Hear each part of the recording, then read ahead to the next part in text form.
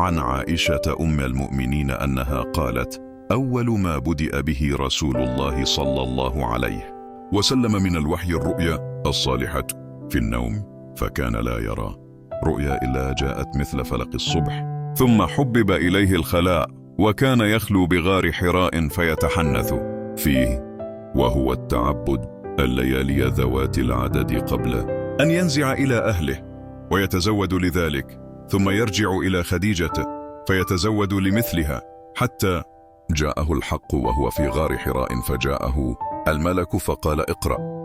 قال: ما أنا بقارئ. قال: فأخذني فغطني حتى بلغ مني الجهد، ثم أرسلني فقال: اقرأ.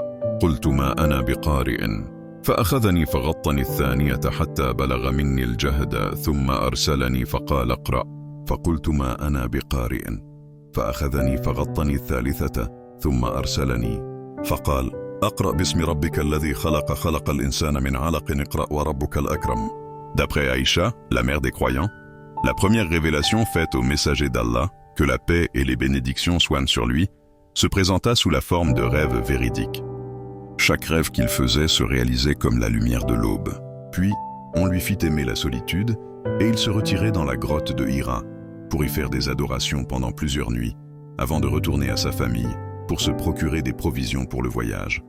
Puis il retournait auprès de Khadija, pour se procurer des provisions pour un autre voyage, et ainsi de suite, jusqu'à ce que la vérité lui soit révélée, alors qu'il se trouvait dans la grotte de Hira. L'ange vint à lui et lui dit: lis. Il répondit: je ne sais pas lire. Il dit: alors l'ange me saisit et me serra fort jusqu'à ce que je sois épuisé. Puis il me relâcha et dit: lis. Je dis: je ne sais pas lire.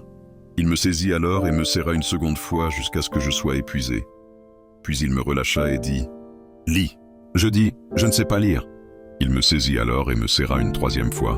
Puis il me relâcha et dit: lis au nom de ton Seigneur qui a créé l'homme d'une adhérence. Lis, car ton Seigneur est le très noble.